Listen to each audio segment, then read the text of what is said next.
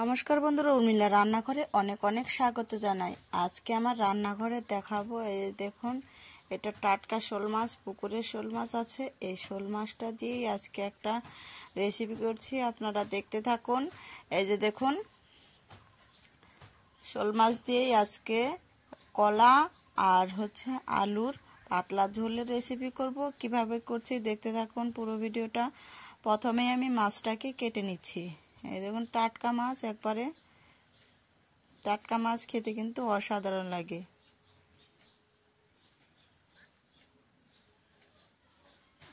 কাটা যাচ্ছে না, দেখেছেন তো, মাছটা এতই টাটকা আছে, আমি কাটতে পারছিলাম না।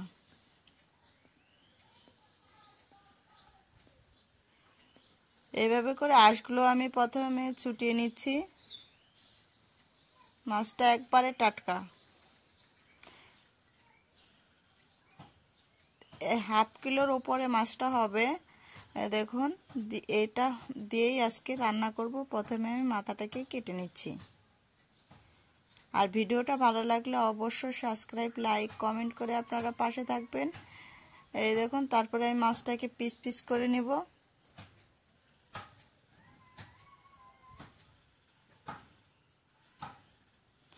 সম্পূর্ণ মাছ কাটা হয়ে গেলে আমি মাছটাকে ধুয়ে নিব। আর অনেকেই তো অনেক রকমের রেসিপি দেখিয়েছে, কলা দিয়ে, আলু দিয়ে, মাছ দিয়ে। আমি আজকে আলাদা করে একটু দেখাবো আর কিভাবে করছি দেখতে থাকুন। ভিডিওটা না দেখলে কিন্তু বুঝতে পারবেন না। মাছটা আমার কাটা হয়ে গেল, এখন আমি কেটে নিচ্ছি কলা।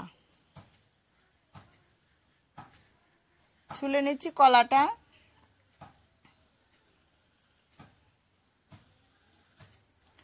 কলার তরকারি খেতে কিন্তু অসাধারণ লাগে খেতে।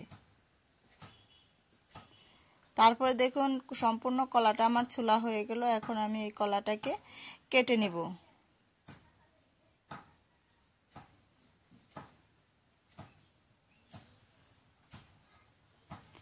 কেটে আমি সবজিগুলো ধুয়ে নিব।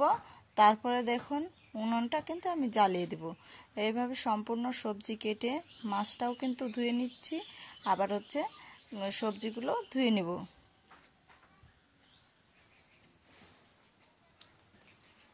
আমি কলাটাকে আগে থেকে হলুদ দিয়ে মেখে রেখে দেব, তাহলে কলাটার তরকারি কিন্তু কালো হবে না।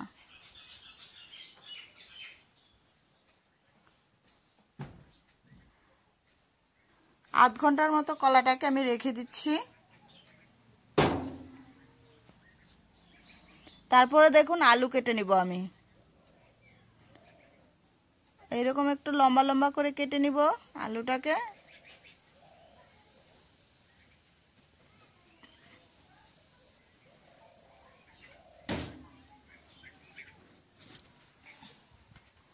এইভাবে করে যদি হলুদ দিয়ে মেখে রেখে দেন কলাটা আধ ঘন্টার মতো, তাহলে কিন্তু একটুকু কিন্তু কলার যে একটা কষ থাকে, ওই কলার কিন্তু কষ কিন্তু কালো রঙের আর হবে না। মাছটাও ধোয়া হয়ে গেল আমার। দেখুন, এইদিকে কিন্তু সবজিটাও ধুয়ে নিয়েছি। এখন আমি মেখে নিচ্ছি, লবণ আর হলুদ দিয়ে কিন্তু মেখে নিব।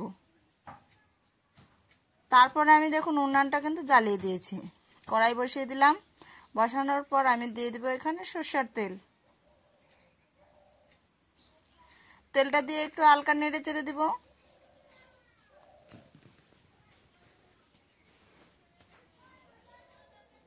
তারপরে আমি মাছগুলো দিয়ে দিচ্ছি। সুন্দর করে ভেজে আমি মাছগুলো নামিয়ে ফেলবো।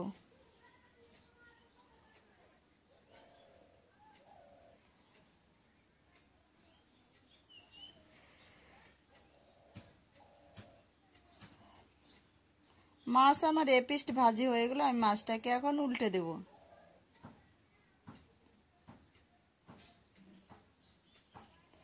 দেখেছেন তো, টাটকা মাছের কিন্তু একটা টেস্টই আলাদা থাকে। তো তারপরে যে দেখুন, মাছটাকে উল্টে নেব। উল্টে পাল্টে আমি ভেজে নামিয়ে নিচ্ছি।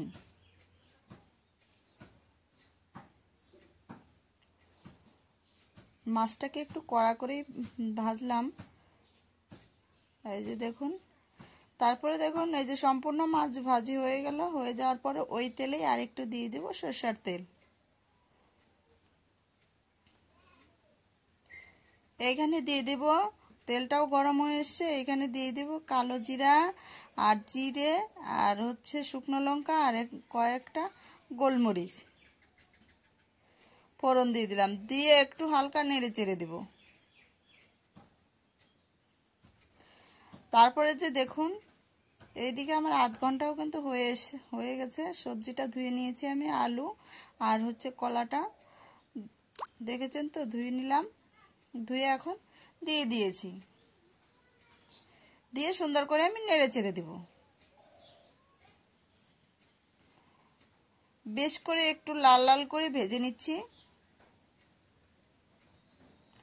তারপরে দিয়ে দিব স্বাদ মতো লবণ আর হলুদের গুঁড়ো। দিয়েই আমি আবারও নেড়ে চেড়ে দেব। এইখানে দিয়ে কয়েকটা কাঁচা লঙ্কা ফাটানো দেব। দিয়ে সুন্দর করে আমি নেড়ে চেড়ে দিচ্ছি।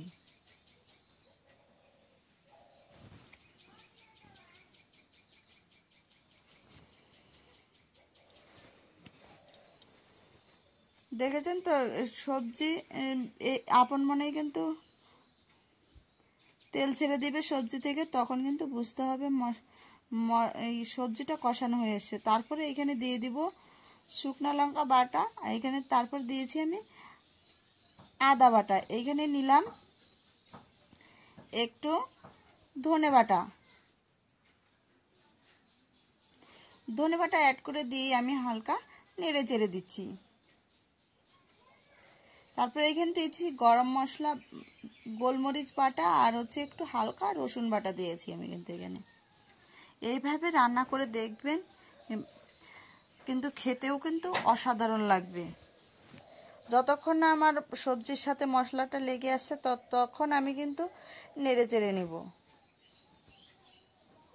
এইভাবে করে নেড়ে চেড়ে নিচ্ছি। সবজিটাও কিন্তু বেশ করে কষানো হয়ে গেল।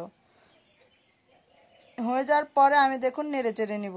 এই দেখুন সবজিটা আপন মনেই কিন্তু নরম হয়ে আসবে, এমনভাবে কষাবেন।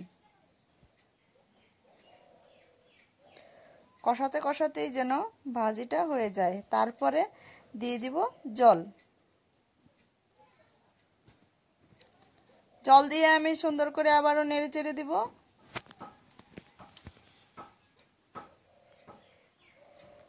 এইভাবে নেড়ে চেড়ে দিচ্ছি হালকা। তারপর যখন ঝোলটা ফুটবে, এই দেখুন ঝোলটা ফুটে এসে তখন আবারও একটু নেড়ে চেড়ে দেবো আমি। যেহেতু মশলাটা দিয়ে সবজিটা ভালোই ভাজি হয়েছে, কিন্তু এবার কিন্তু 10 মিনিটের মতো জল দিয়ে ফুটিয়ে নিতে হবে। তারপরে আমি দিয়ে দেব ভেজে রাখা মাছগুলো দিয়ে আমি নেড়ে চেড়ে ফেলবো।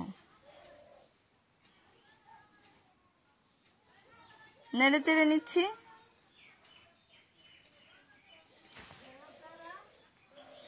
নেড়ে চেড়েই এখন আমি একটু হালকা নেড়ে চেড়ে দিয়ে, এই দেখুন বেশি নাড়বো না।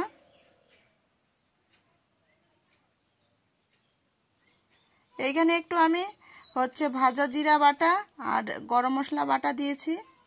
দিয়েই কিন্তু মশলাটা দিয়ে বেশি জাল দেব না, নামিয়ে ফেলবো দিয়েই। গরম মশলা বাটাটা দেওয়ার পর আর ভাজা জিরা বাটাটা দেওয়ার পর অসাধারণ একটা কিন্তু সেন্ট বেরিয়ে আসলো।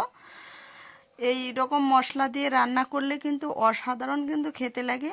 তারপর মশলাটা দিয়ে কিন্তু আমি বেশিক্ষণ জাল দেইনি, নামিয়ে ফেলছি। শোল মাছের এই কলার পাতলা ঝোলের রেসিপি দেখুন, কিন্তু কালারটা ভালো এসে দেখুন, কালো হবে না। এইভাবে রান্না করলে কিন্তু মোটেও কিন্তু কালো হবে না। আর ভিডিওটা ভালো লাগলে অবশ্যই সাবস্ক্রাইব, লাইক, কমেন্ট করে পাশে থাকবেন। আমি কালকে অন্য ভিডিও নিয়ে আসবো আপনাদের কাছে। আপনারা